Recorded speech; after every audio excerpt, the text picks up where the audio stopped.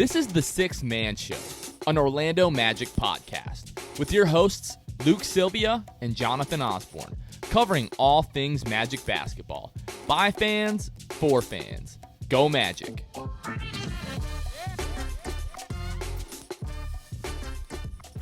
What's going on, Orlando Magic fans? You guys are back with the Sixth Man Show. It is August 30th, 2021. As always, I'm joined by my co-host, Luke Sylvia. Today, the birthday boy. How we doing? 25, your Nick Anderson year. How we feeling? It's true. My Nick Anderson year. I'm great. I went to lunch today with some friends, with a few friends of ours, to this really good Mexican restaurant here in the area. Had myself a little just chicken and rice. Ordered some queso to put on the chicken and rice, and a little margarita action. So okay. A little, mainly pineapple in that margarita, and so it was pretty good. Pretty good. They gave me a birthday shot for free, tequila. So it was a fun lunch, and then tonight we went to this place by our house that does like sushi and hibachi and stuff like that. Lauren got always a good time. Lauren got a sushi roll, and I just got a little chicken and rice action. So it was a chicken and rice kind of day for me. So now that you're at the quarter century mark, did you wake up anything different today? Anything creaking that wasn't creaking before? Anything sore that wasn't sore yesterday? No, I think most of that is that I don't really think a whole lot about like birthdays in general. I don't really, like, Lauren had to remind me it was my birthday this week, and like I just didn't really, ever since I was like probably my 21st birthday, just like everybody else, is like the last big birthday, right? But even since then, I just kind of just another day. But I just happen to get to choose where we go to lunch or dinner. That's called adulting. The reason that I ask is my 25th birthday. Never had heartburn in my entire life. The day that I wake up on my 25th birthday, heartburn. And I didn't have to WebMD it. I didn't have to look up anything. I was like, all right, so this is what heartburn is, and now we just deal with that. And this is 25. Yeah, this is 25, and the last 3 4 years, whatever it's been now. Heartburn is a thing that if I eat the wrong thing, and we're just dealing with heartburn from now on. How about you? Do you get heartburn at all? Has that set in yet or no? No, random times, I feel like maybe like growing up, like what heartburn is, you experience it. Before we get into Magic content, Jonathan, I wanted to ask you this because this is the only thing that, not even a deep thought, just a thought that I had today. Do you consider, like, let's say you were me, right? Today's your 25th birthday. Do you consider this, like, would you say, like, when you're referring to your life, would you say my last 24 years? Or would you say my last 25 years? Because, like, I feel like naturally you want to say, like, this is my 25th year. But it's not. Because, you were born, and then you had that whole year. That was the year. You know what I'm saying? Does that make sense? Well, it's been 25 years, so you're starting your 26th year. Right. Because, like, the moment you're born, you're starting your first year. Mm-hmm. So it's been your 25 years on this planet. Right. You're 25 years old. Yeah, but I just feel like I had an inclination to think in the way that was like the last, 24 years of my life. No. But it's definitely 25, obviously. Yeah. So okay. I just wanted to make sure that was right. Sometimes you have thoughts and you just need to I need to talk about them. Get somebody else's opinion. Yes. Either get the confirmation or not. But some people have therapists. I have Jonathan. Yeah. That's what we're here for. Exactly. Yeah. Some people have therapists. I have this microphone, and really the thing in this life that upsets me the most is the Magic. So I'm doing pretty good. Right. But yeah, so that's why we're here. So guys, it's no secret that we are now in the dog days of summer when it pertains to the Orlando Magic in the NBA season. Yeah. This is the part of the year after summer league, essentially, where the news starts to slow down. And as we get closer to training camp, trade rumors and what have you will start to ramp up. And then we'll start to get, media day and we'll get preseason and training camp and all that as we get closer to the regular season. Next few weeks are going to be pretty rough. So Luke and I were talking today about what we should do for this week's episode.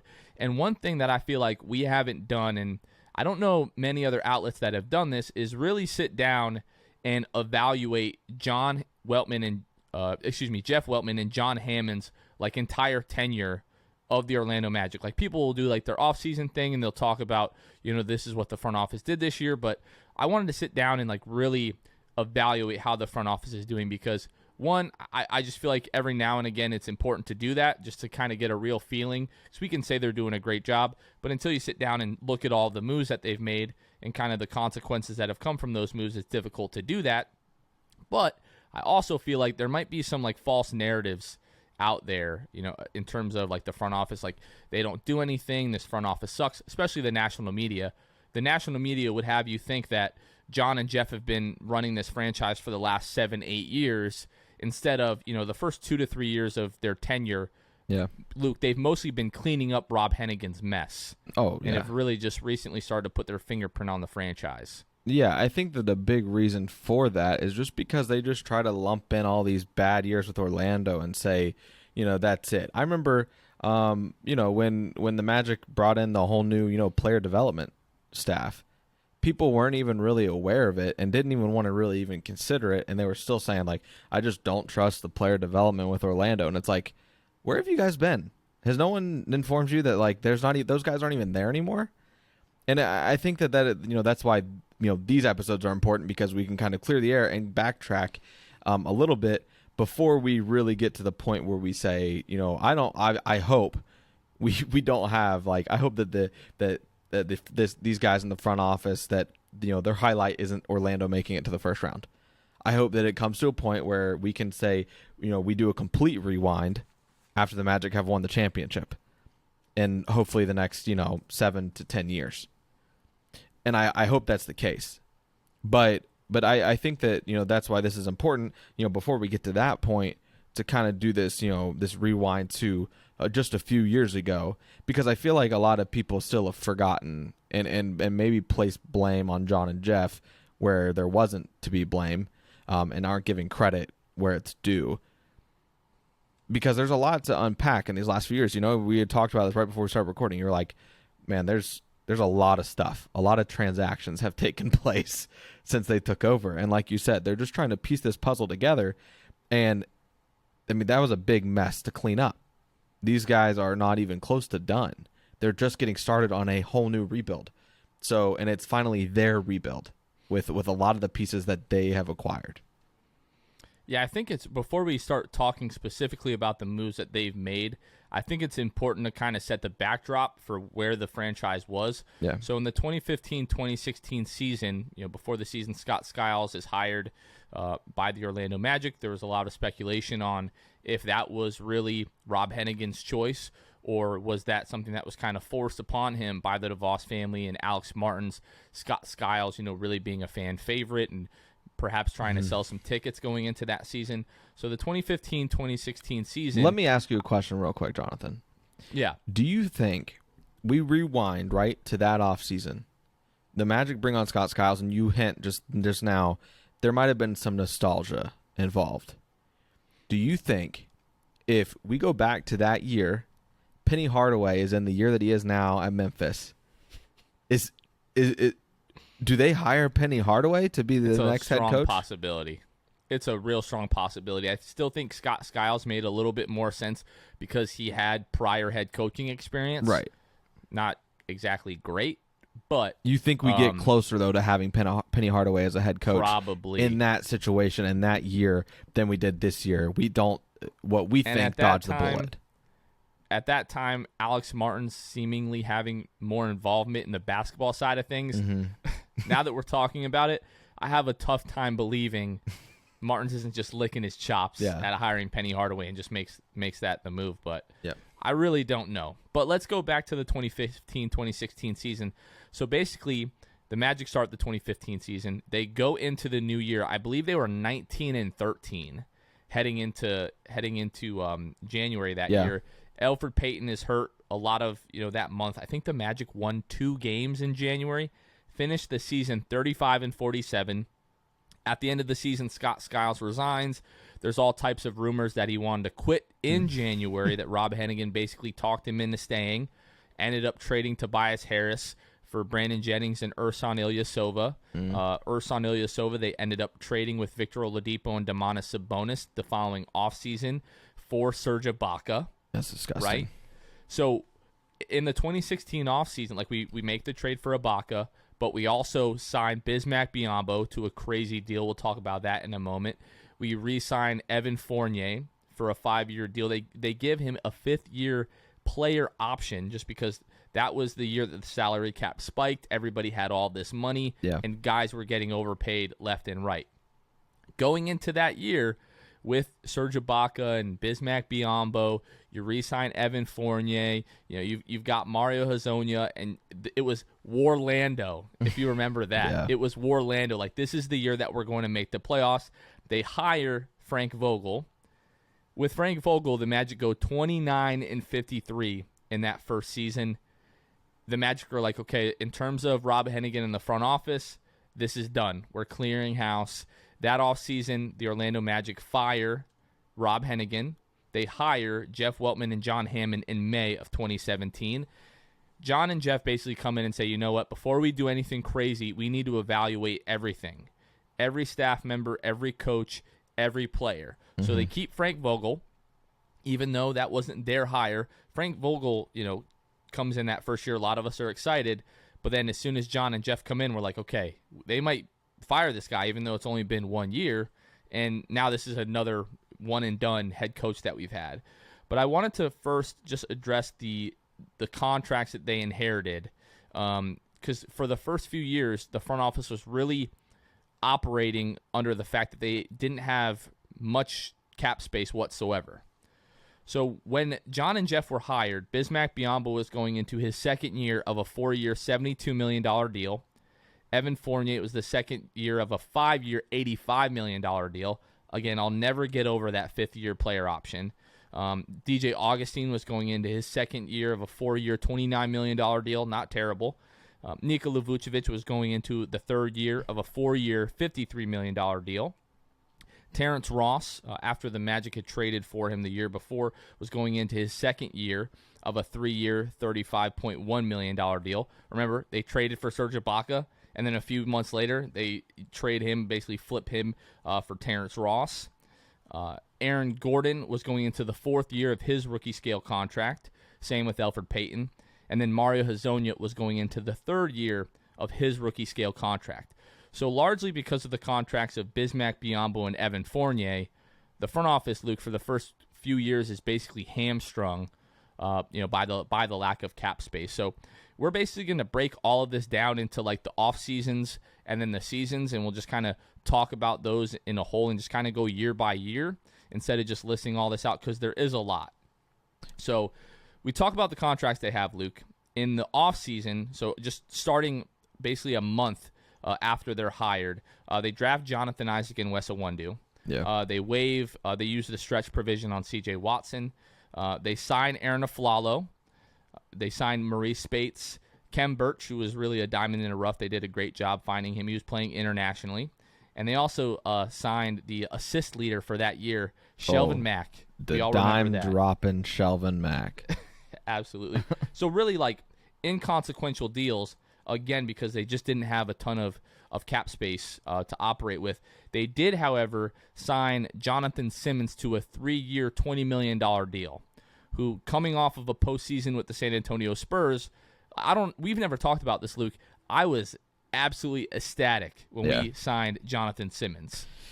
Yeah, I don't know how you couldn't be, right? I mean, you have this new front office. You have a team where you think Vogel maybe can still be the guy. You're really not sure.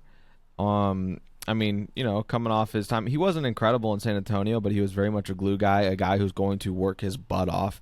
At that point in San Antonio, he was the G League story of the decade, right? He pays for his own tryout. He goes and he tries out with them, and he makes the team, and he makes the roster. And this was before G League guys were really getting a fair shot, in my opinion. This is before the two-way deals and all of that, right? And this is really before they were getting a fair look. So for Jonathan Simmons to break on the scene the way that he did and be, he really put himself in a very good situation in San Antonio, as we have come to find out. He wasn't being asked much of him. And then, you get to Orlando, and it's just kind of like, it felt like, it was a bigger role for him, obviously. But I don't know that he was ready for that role. But at the time, yeah, I mean, how could you not have been ecstatic for him? And then, he played a really key role later down the road. If you guys don't remember Jonathan Simmons, think Dwayne Bacon, like thinking it's Dwayne Bacon time every single play. Yeah. Like every single play. Like Dwayne, he had his moments here. And, I mean, he might even be better than Jonathan Simmons if we're being completely honest. I would say, yeah. But it was like, once every, 7 or 8 possessions that Dwayne was like, all right, it's Bacon time. Jonathan Simmons, it was every single play. Like he thought he was coming here to be like the guy is what it seemed like at time. In that offseason as well, they declined Mario Hezonja's 4th-year team option on his rookie deal. So it was basically like the end of Mario Hezonja, essentially. Like if he didn't ball out and get re-signed, the Magic just weren't interested anymore at that point. Like for all of the evaluating that John and Jeff, needed to do when they came here, they saw enough of Mario Hezonja pretty early on and be like, no, we're good. He's like, we wish you well, elsewhere after this season. And then really the only deal that they make during the 2017 season is they basically decided they weren't going to bring Elfrid Payton back. They didn't want to lose the asset for nothing, so they ended up trading Elfrid Payton to Phoenix for a 2018 second-round pick, which the Magic eventually ended up trading to Minnesota for Justin Jackson and the 2019 second-round pick, and that pick that they traded to Phoenix ended up being Jared Vanderbilt. So when we talk about guys who the Magic have drafted that we've literally never seen play, Justin Jackson, a lot of his career he's been hurt. Probably a little bit of a miss with that not taking Jared Vanderbilt with that pick, who, he is what he is. He's a okay NBA player. Magic fans might know him most for missing the 2 free throws at the end of the Minnesota game last year, and then Cole Anthony going the other end of the floor and hitting the game-winning 3. But Luke, when we look at the 2017 season, I think you can really just summarize that really quickly. Didn't have a ton of cap space, really evaluating what they had before they started to make any moves. Yeah, I mean, that season really does epitomize for me this front office in terms of it set the tone, right?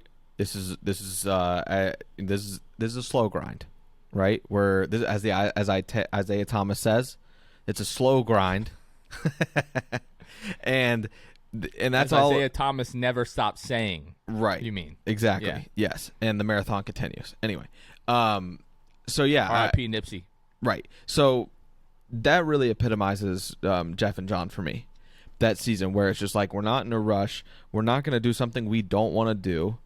I could definitely see, and I'm sure there's many examples where for new front offices, guys come in thinking that they can flip a team around just like that, and they do way more during the season before the deadline than just trade a starting point guard for a second-round pick. John and Jeff they're slow down, they're slow tempo guys, and they're going to take their time, as we have said many times on this podcast. But this is just another example to further confirm that for me. It's like what they could have done is hit the panic button already. Not necessarily the panic button, but have some arrogance and just flip the team right on its head right then and there. Get rid of Vogel. Vogel, and that's it. Right? They wipe their hands clean. They say, all right, it's our team now. We got rid of everybody. But instead, years down the road, now we can finally look at this roster and say their thumbprint is on it, and this is their team now, and now we get to really see that the rebuild really begins. We've also been able to read between the lines over the last few years. This front office very much got a mandate from ownership when they were hired saying, we need to make the playoffs.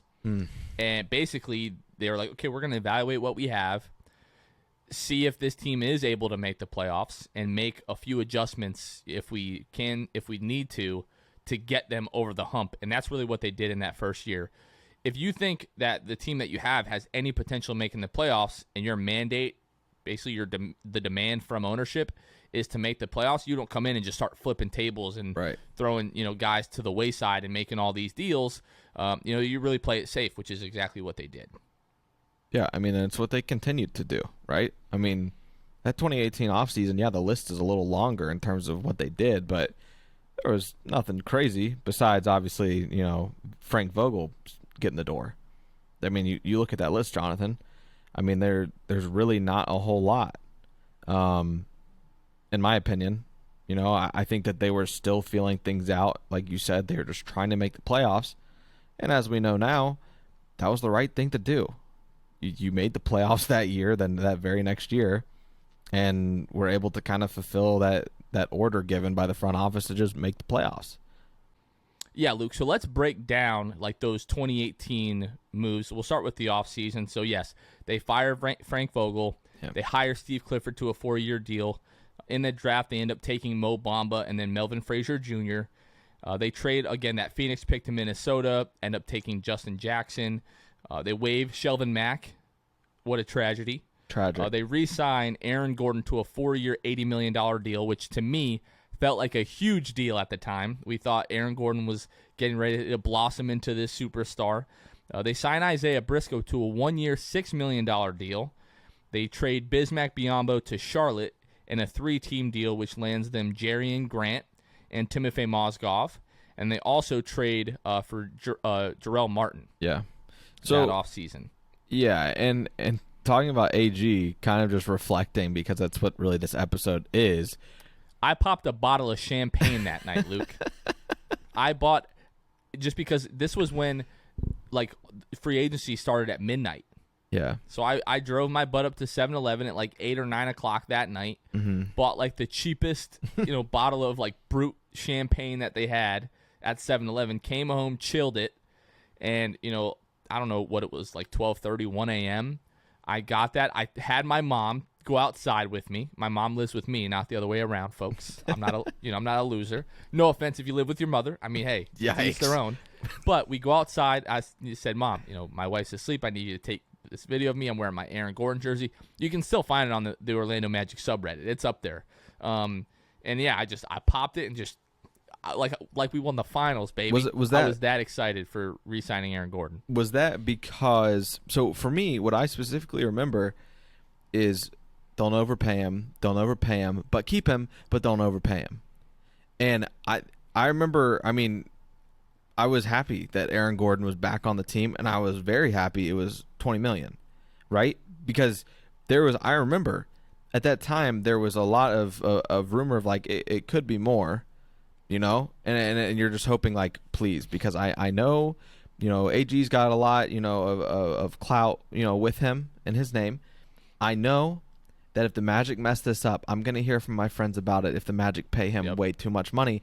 So signing him at $20 million, that was a sweet spot for me. I was like, okay, cool. That's fine. I'm good with that. You're also going to hear from your friends if the Magic don't re-sign him and he goes somewhere else to be an all-star, because then it's just another guy added to the list. Right, because at the time, we were still waiting on that jump shot. Yeah, and he was a restricted free agent, so we were waiting. He didn't even get to sign an offer sheet anywhere else. Yeah. That's what we were really waiting for. We were waiting to hear. I think Sacramento was a rumored team that was interested in him, and we were waiting to hear that, Aaron Gordon has signed a $80 million offer sheet with XYZ, and then it was going to be a waiting game to see if the Magic were going to match that to keep him. He didn't even make it to an offer sheet. The Magic re-signed him, and if you remember, that deal declined year over year. So I think the first year it was like $24 or $22 million, something like that. And each year, the size of his annual salary decreased. So it was like, whoa, this is a win-win for the Magic, especially if Aaron Gordon becomes something which we know so far. At least he hasn't. He's not on the Magic anymore. So right. So I wasted a perfectly crappy bottle of champagne. Yeah. They I actually pulled up an article, Jonathan, from Bleacher Report back then. And it was just during the season. Orlando Magic power forward Aaron Gordon is reportedly expected to draw some serious interest from the Dallas Mavericks, the Indiana Pacers, and Phoenix Suns as a restricted free agent. At the time, he was averaging 18.5 points per game, 8.3 rebounds, 2.2 assists, shooting about 35% from three, and it was through 39 appearances for him. Evan and Vooch all averaged around 18 to 20 points a game that year. So that's what we were thinking. We're like, all right, he made the jump with his scoring. He's becoming a better playmaker. He's a great defender. It's about to happen. And every single year we're like, it's about to happen. it's about to happen. It's about to happen, like a broken record. And unfortunately, so far, it has not happened. And then from there on out, his points per game went down a little bit as Vooch started to elevate his game. Evans started to elevate a little bit.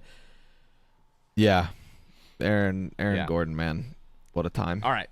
We're talking about John and Jeff here. We could spend this whole time talking about Aaron Gordon. So that season, really just a couple of moves, but each of them were huge moves really for the Magic. So, right before the trade deadline, or at the trade deadline, I think it was, they trade Jonathan Simmons and a top 20 protected pick, which did not convey that year. That will end up being a 2022 second-round pick and a 2019 second-round pick to the Philadelphia 76ers for Markelle Fultz, or as Magic fans like to call it, peanuts. We traded for Markelle Fultz, we traded peanuts away to get him. They ended up waiving Isaiah Briscoe. So if you guys don't remember that 2018-2019 season, Magic are struggling. They're 10, 11 games under 500 to start January, go on this crazy run. The two catalysts, in my opinion, Luke, that season were Mo Bamba getting hurt, Kem Birch being put into the lineup, and then Jerian Grant being swapped out for Isaiah Briscoe. Isaiah Briscoe just brought this new tenacity defensively and this pace offensively to that second unit that we just really started to play so much better. And then Isaiah Briscoe, with 2-3 weeks to go in the season, messes up his knee, and we're like, what the hell are we going to do without Isaiah Briscoe? He made this huge difference. We're going to have to go back to Jerian Grant. And then here comes Michael Carter-Williams, basically just picked up right where Isaiah Briscoe left off, maybe even a little bit better.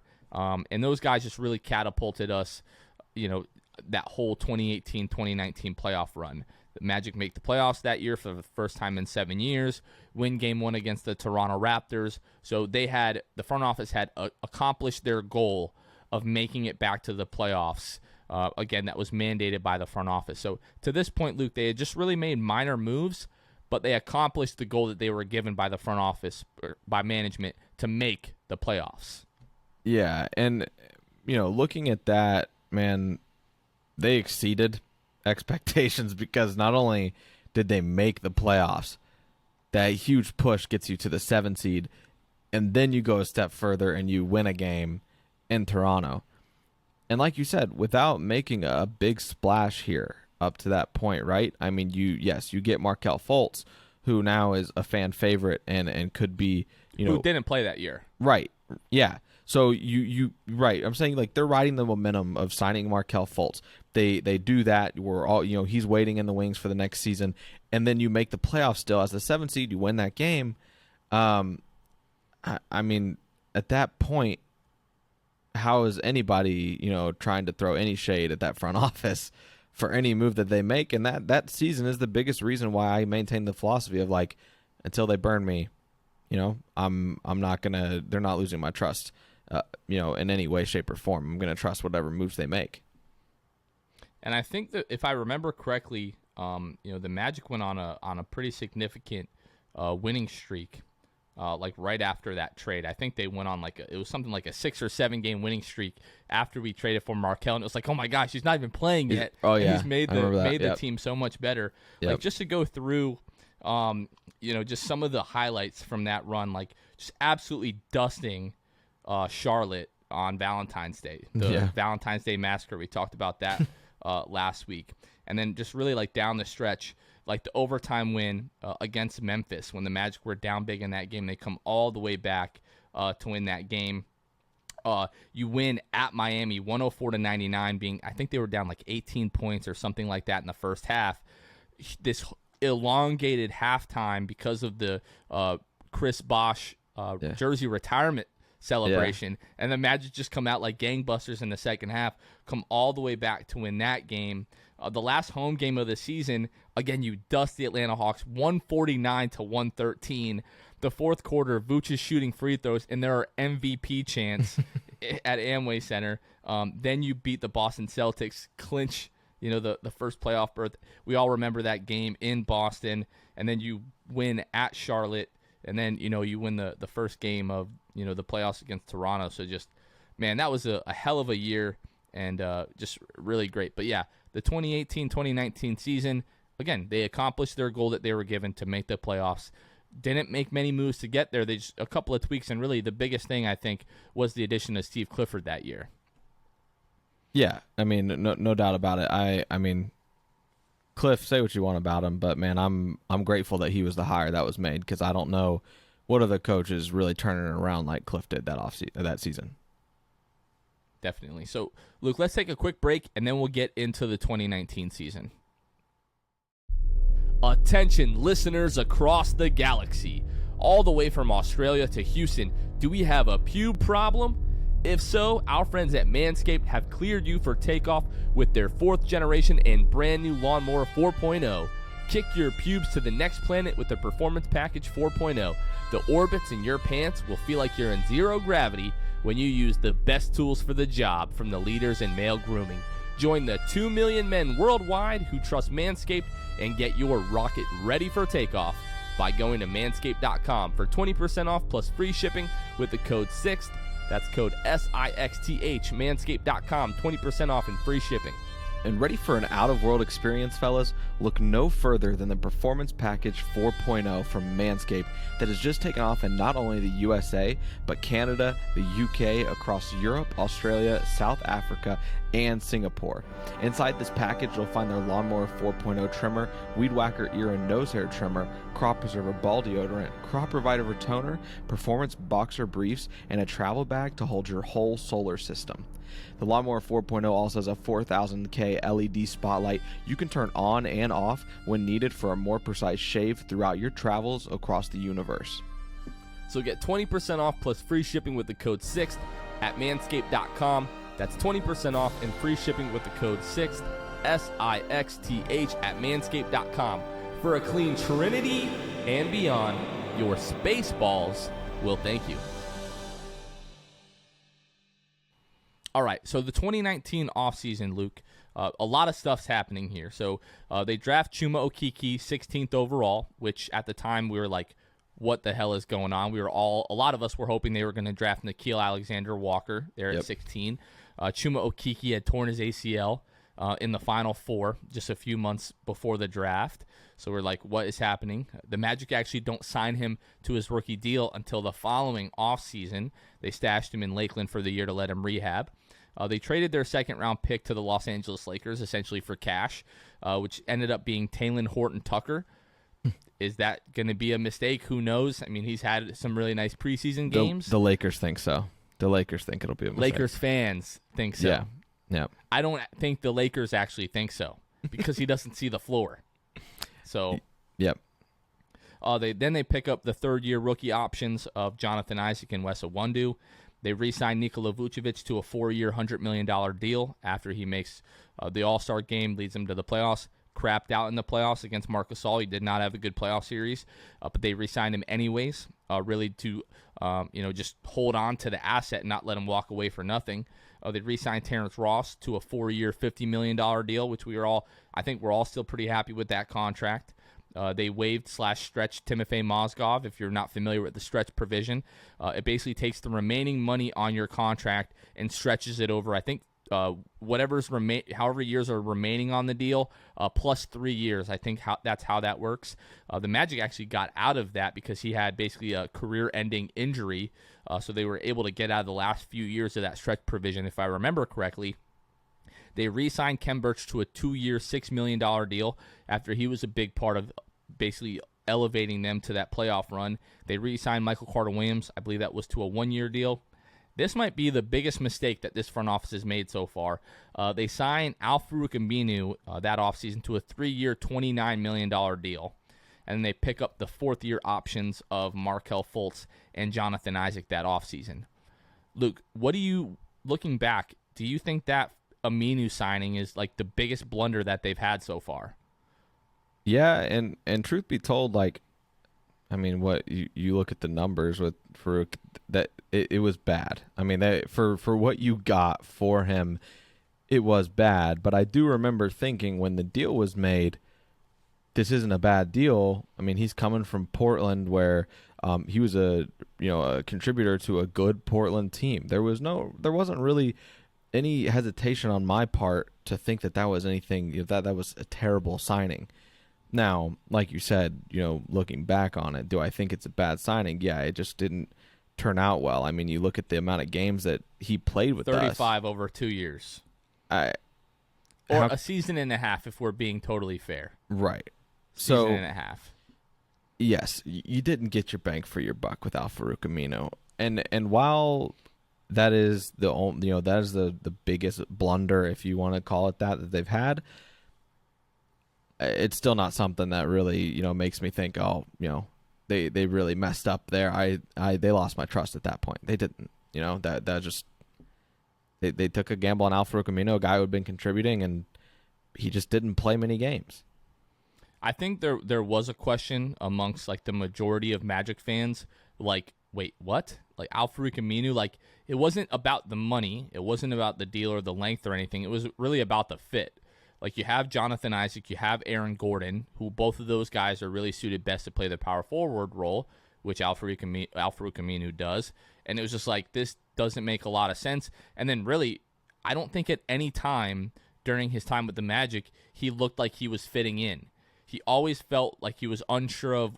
I mean, there was a few times this season where he looked pretty good, but especially that first year before he got hurt, it just never really worked. He was never really gelling with the roster, never really carved out a role for himself. So the good thing about that, though, is that they end up moving that deal, and we'll talk more about what that deal looks like. But the fact that even if you sign a guy to a bad contract, if you're able to make a trade, and in that trade you move that guy and you end up winning that trade, essentially, it's hard to hold that against them. Yes, you want to see a little bit, more efficient signings. Like when they make a signing, you want it to matter and you don't want it to be a swing and a miss. But later on down the road, when they're able to negotiate with other GMs and get out of what might not be a great fit for them anymore, I also think you do have to, you can criticize them for the signing. That's totally fair. But you also have to tip your hat to them for moving him and getting real value back. Shot 29%, by the way, his first season in 18 games. He was not great. You look not good. You look at 20 games into seasons, 18 really. You look at that, and typically their field goal percentage will be a little higher. Like 18 Unless games played. Bad. Typically it's a little higher, and you say, "Oh, he'll come back down to earth." Al-Farouq Aminu couldn't go any lower that season. That was bad. I just wanted to point that out. 29% from the field. So then we look at the 2019 season, and again, there was almost like a mantra throughout the fan base and the organization of run it back. Mm-hmm. You had this great run, 22-9 to end the season. You win game one. Some of the young guys look really great. You have Markelle Fultz coming into the fold, who we saw shooting jump shots and was practicing with the team. Everyone was super excited about that. 5 games into the season, Markelle Fultz is pushed into the starting lineup, and we're like, okay, like we had this crazy run. If we can pick up where we left off at the end of last season, and everything was pointing to that because of all the continuity. Again, we were running it back. This team was expected to be really good. Now, as they maybe were starting to figure things out, Jonathan Isaac is hurt January 1st, New Year's Day, so you're without a huge piece to the team. Yeah. And then you're still trying to figure things out, and then in the middle of March, the season is shut down by COVID. So you come back, you do okay in the bubble, you end up making the playoffs, you win game one, right? But during that season, they ended up signing Gary Clark. Once Jonathan Isaac went down, they signed him to a 10-year contract, ended up signing him for the rest of the year. They traded the 2020 Lakers pick that they had to the Philadelphia 76ers for James Ennis, which turned out to be a great deal. And they also made the playoffs for a second consecutive season there. So the only thing, I look at James Ennis now and I'm like, you really didn't give up anything for him. You got a really solid guy, a good locker room guy. Cap things happened this year, and obviously the direction of the organization has changed a lot, but it's like, man, like we're losing James Ennis. Like James Ennis, basically I believe this year was like over a 40% three-point shooter, and that was the thing at the time. They're making the trade, and now I look like an idiot, but I'm like, what the hell about Wes Iwundu? Huh? What about Wes? You're trading for James Ennis because he's a shooter, and he was like, I don't know, like a 33 or a 35% three-point shooter at the time. But his time with the Magic basically shot 40%. So, like, again, like I look like an idiot. Front office was right. It was the right deal. Much better player than Wes Iwundu, by the way. So, but yeah, it just kind of sucks that you end up trading James Ennis. So, Luke, 2020 is where everything changed, and we'll go through this. There's a million things that happened. I feel like we've talked about all of this basically ad nauseum, over the past few months. Yeah. But yeah, so the 2020 offseason, they signed Chuma Okeke, 4-year, $15 million deal, by the way. I don't know. I just wasn't thinking of what like a 16th pick, like rookie scale contract would look like. But the fact that we've got Chuma Okeke on a 4-year, $15 million deal, obviously we're all hoping he becomes the next Kawhi Leonard.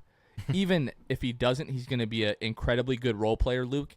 And heading into like the 3rd, 4th year, like that contract is going to be incredibly valuable. Yeah. Yeah, I mean, it's pretty great. I mean, you look at... I even thought of that. Just going through that, that's when I had the epiphany, like, oh my God, we're paying this guy less than $4 million a year right now. Yeah. No, I mean... It's pretty great. No, I definitely didn't notice it until really recently, actually, because, you don't know what Chuma's going to become. So at the time, it's just like, oh, okay, they signed the rookie, right? And then now you see his defensive potential, and you think there's something, to still unlock offensively. I mean, yeah, like you said, 3rd, 4th year of that contract could be looking like a steal of a contract. So then the Magic in the draft, they take Cole Anthony, 15th overall. They re-signed James Ennis. They re-signed Gary Clark and Michael Carter-Williams. That's when they signed Dwayne Bacon to a 2-year, $3.5 million deal. They pick up Mo Bamba's 4th-year team option of his rookie-scale contract. They signed Jonathan Isaac to a 4-year, $69.9 million rookie extension. Signed Markelle Fultz to a 3-year, $50 million rookie extension. Offseason there. Again, you're getting ready to run it back. Now, Jonathan Isaac tore his ACL, but the front office is showing that goodwill. Like, yes, you're going to rehab on our dime. We still believe in you. You're going to be this great player. They saw flashes out of Markelle Fultz enough to be like, okay, we're also going to give you 3-year, $50 million deal. Not as much as J.I., not as much money, but for a guy who a couple of years ago wasn't even sure if he was going to have a lengthy NBA career, like that's basically $50 million guaranteed. Right. Like you're Markelle, you're going to take that all day. And we keep saying this. We said it about Aaron Gordon for years. But if the jump shot with Markelle comes around, it really is a completely different story. If Markelle Fultz gets to the point where he has Aaron Gordon's jump shot, we're like the kid's an all-star. Like if he can shoot 35% from 3, he's an all-star. You can take that to the bank. Yes or no? Yeah, I mean, right now he's shooting 25. Is there a caveat to that though, Jonathan? Like 35 on a certain amount of attempts, because right now he's not shooting. Well, I mean, if he's 35 on 1.5 attempts, no. But like Aaron Gordon was probably shooting 35% on like what 4 or 5 attempts. Yeah, I mean, we can go ahead and look it up here. To be honest, the attempts always matter. I think last year he shot 2 attempts a game at 25%. In like 7-8 games. Correct, but very small sample size. But I don't know that he hits that 35% from 3, at least not this year, while shooting a good volume. I mean but yes, to your point, if he is shooting 35% on 3.5 attempts a game, I think that, and he's getting to the free throw line, I think there's a little more to it. But I understand what you're saying, and I gave agree. Aaron Gordon a little too much credit, by the way. 32% 3-point shooter for his career, 3.4 attempts. Yeah. So, all right, we need Markelle to be a slightly better jump shooter than Aaron Gordon. That would be great. So I feel 3% less optimistic about Markelle Fultz's potential just now, looking at Aaron Gordon's stats. Yeah. But no, it's obviously all going to come down to the the jump shot with Markelle. So let's rehash this, Luke, for the 57th time. Yeah. What happened during the 2020 season? Injuries galore. You name him, he got hurt during the season. Like everybody had something going on at some point. The front office goes to management and they're like, listen, or not management, ownership, and they're like, this is time. It's time to rebuild. This team clearly has a ceiling. Nikola Vucevic is our best player. He's been healthy basically all season. And we're just still like bleeding losses, hemorrhaging losses left and right. Like this team is just very bad. we have all these young guys. We can cash in these assets. We can get totally young, and we can go for a full rebuild the way that we want to. Yeah. Ownership signs off on it, and we talked about it at the time. You don't make these deals without ownership's blessing. First deal of the freaking day on the day of the trade deadline. Nikola Vucevic, Al-Farouq Aminu to Chicago for a 2021-2023 first-round picks, both of those being top 4 protected, and then also Otto Porter Jr. and Wendell Carter Jr. You trade Evan Fournier and a 2027 second-round pick to the Celtics. In return, you get a 2025 second-round pick and Jeff Teague. Magic immediately waived Jeff Teague. In that deal, a $17 million trade exception is created for Orlando. You trade Aaron Gordon and Gary Clark to Denver for R.J. Hampton, Gary Harris, and a thanks Denver for a 2025 first-round pick, which is top 5 protected. The Magic waived Kem Birch. Really just thank you for your service. You can go play for any team that you want. Now he's playing basically near his home in Toronto. Everybody wins in that deal. They signed Mo Wagner in April for the rest of the season. And then in May, they signed Ignas Brazdeikis to a 10-day contract. And then eventually, once that 10-day contract is up, they sign him for the rest of the season. And then the 2020 offseason, basically so far, the Magic and Steve Clifford decided to part ways. They hired Jamal Mosley, new head coach, to a 4-year deal. Draft Jalen Suggs and Franz Wagner at 5th and at 8th. They signed Robin Lopez to a 1-year, $5 million deal. They waived Dwayne Bacon. They re-signed Mo Wagner, Franz Wagner's older brother, to a 2-year, $3.6 million deal. They signed Ignas Brazdeikis to a 2-way contract. And that's it. So I've got a question, Jonathan. Just to summarize everything. You know, our listeners have heard us talk about this past season, like you said, ad nauseum, right? My question to you is, since this front office took over, do you have a favorite deal that was made, whether it was shipping a player that should have been shipped or acquiring a player that you have grown to love, in terms of, you know, do you have one off the top of your head? I can't do that. I'll give you like my top 3 and maybe a couple things that they haven't really hit on. Okay. So in no particular order, obviously the trade for Markelle Fultz. Right. Markelle Fultz is a guy that we all agree has all-star potential if he can figure it out offensively. Yeah. Mainly the jump shot. He's got everything else going for him. Yeah. But this is a guy who has all the talent in the world, was the number 1 pick in the draft, and you literally get him for nothing. Like, you get him for a guy that sucked and a couple of picks that you weren't going to use anyways. You get Markelle Fultz. Outside of that, re-signing Nikola Vucevic ended, like, the Magic basically got Franz Wagner. Out of that, they have another first-round pick that's going to be coming down the pipeline. You have Wendell Carter. Vooch, we all know, wasn't really going to win anything long-term here anyways, more than likely.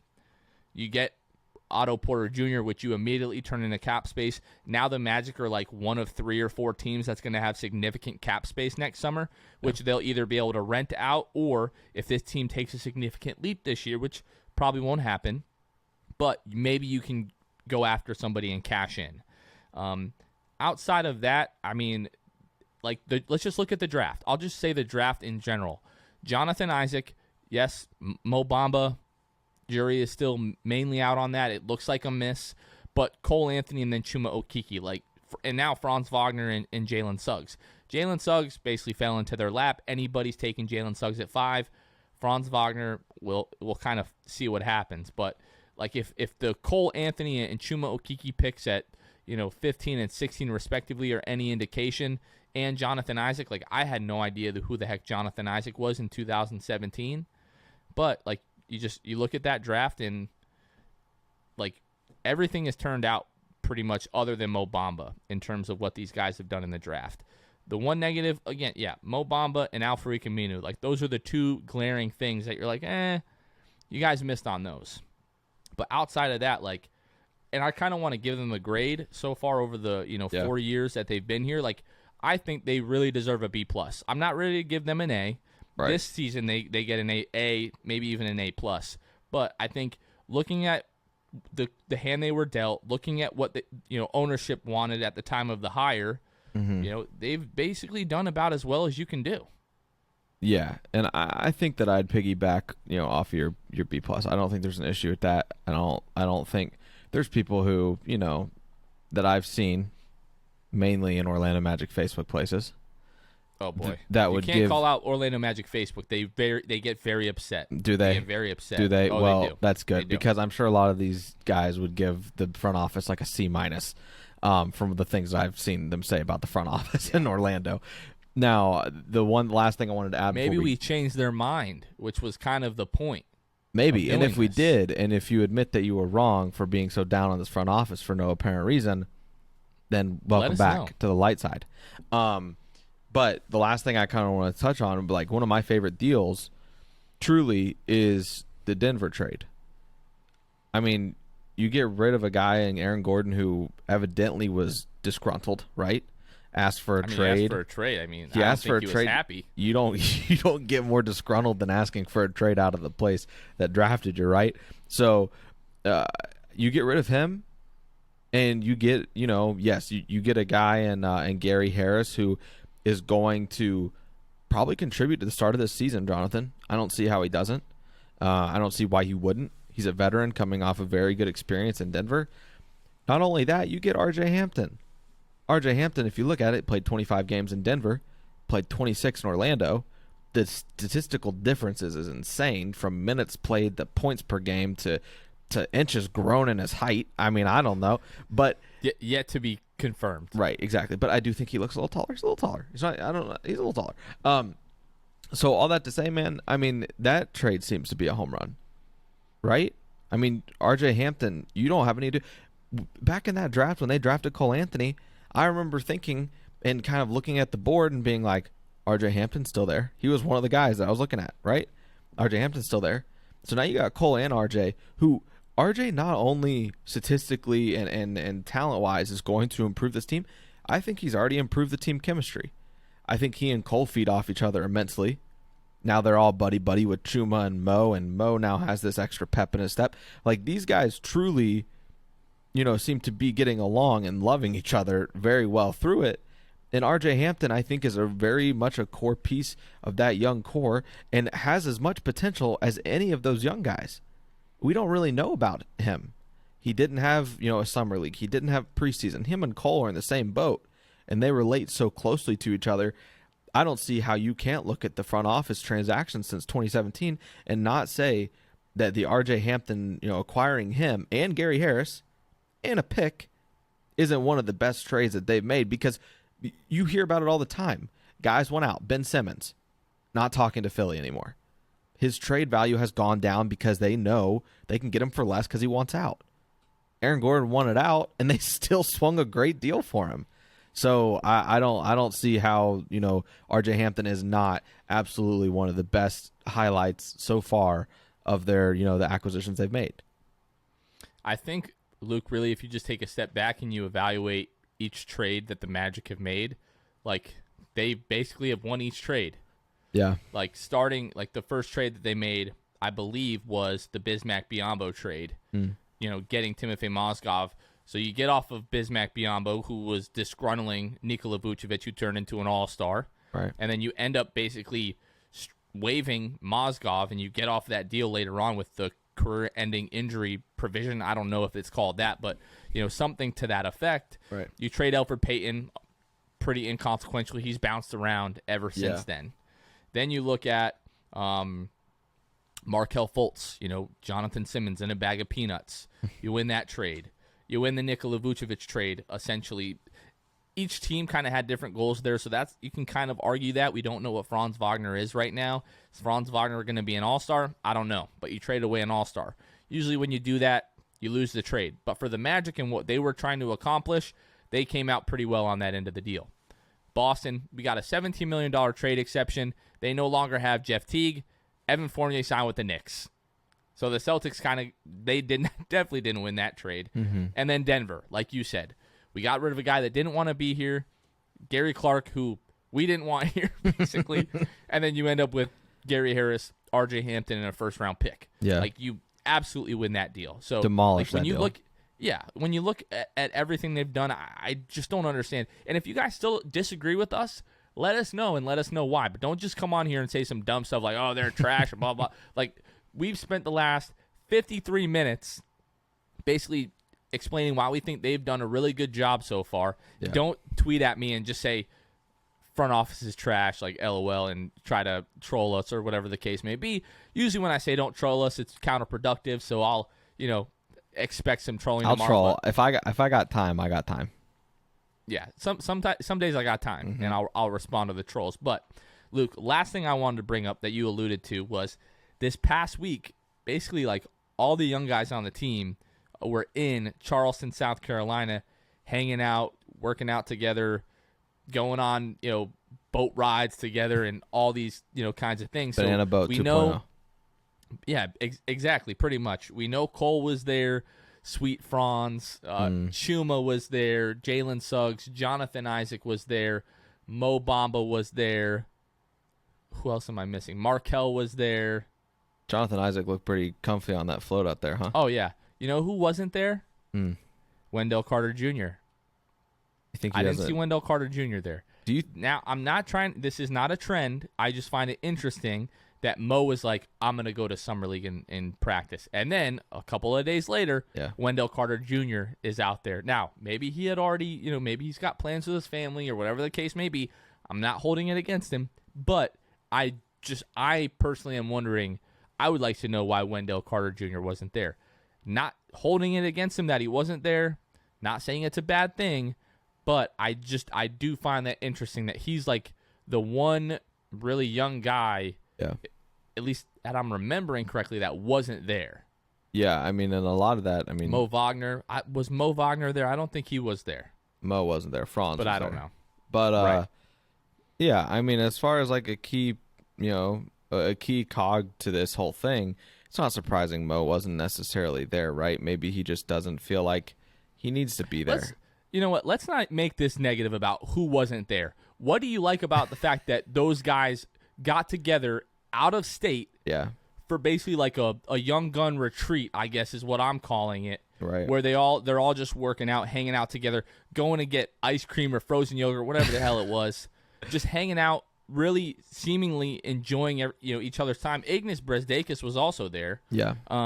The fact that these guys are taking the initiative to go out of their way, away from the organization, the facilities, get together, hang out, bond, build that chemistry, and work out and just put the work in. Well, it really settles me about what I would think is the biggest thing that could happen negatively to this team this year, right?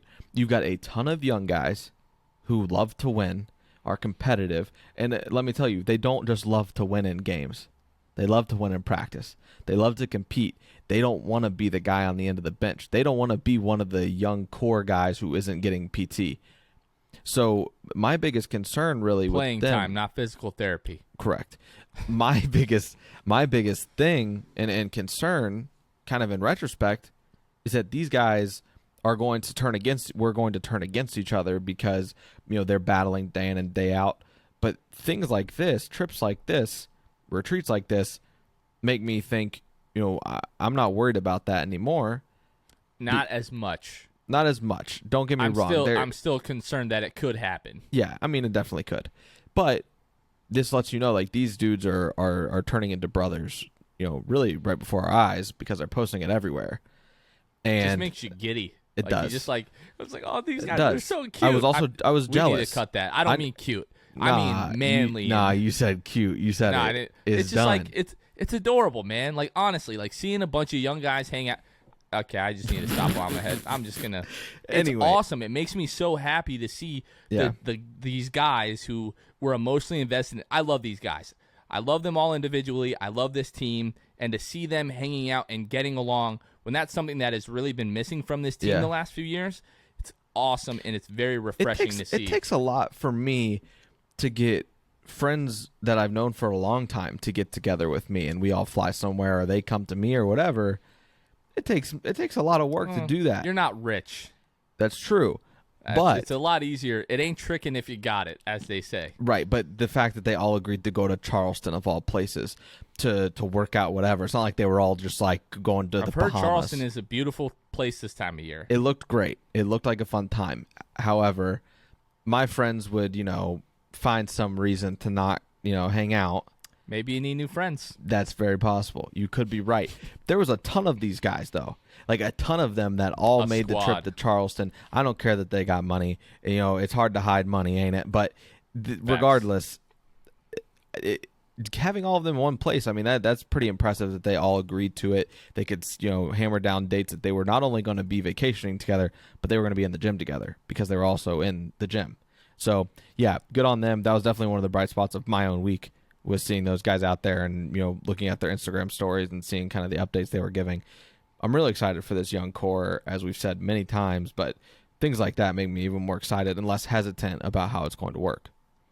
And I echo your sentiment that, like, right now, at least Cole and RJ seem to be, like, the emotional leaders of this team. Like, I think Jalen is, when everything is said and done this season, will probably become, like, the leader, if not one of the leaders, alongside, like, I expect Markel and Jonathan to take big leaps in that regard this season. Yeah. But they really seem to be, like, driving the party and are, like, the life of the party. And you see that on the Instagrams and everything like that. The one thing that I'm disappointed that we didn't get this week was, like, footage of, like, the basketball workouts and the scrimmages. Like, if we talk about footage that we would love to see, if you think of, like, the legendary 1992 Dream Team scrimmages, like MJ versus Magic, I would rather see what went down this week in Charleston. And people are going to call me an idiot for that, but I'm just really excited about this team, and it would have been dope just to see those guys, like, getting after it and, going up against each other and everything like that. No doubt. Luke, that's all I got this week. That's it. I'm done. We did about an hour here. We emptied the clip of rehashing the last 4 years of our lives and the Orlando Magic organization's life. So hope you guys enjoyed it. Absolutely. I think we did a good job, Luke. But anyways, guys, for Luke, this has been Jonathan. You guys are listening to The Sixth Man Show, and we will catch you guys next time. See ya. Thanks for listening to The Sixth Man Show. Be sure to subscribe on iTunes, Spotify, Google Play, and Stitcher to get new episodes downloaded directly to your phone. Please take a minute to give us a 5-star rating and a review. It would really help us out a lot. Follow us on Twitter and Instagram @6man show and like us on Facebook. We'll catch you guys next time. Go Magic.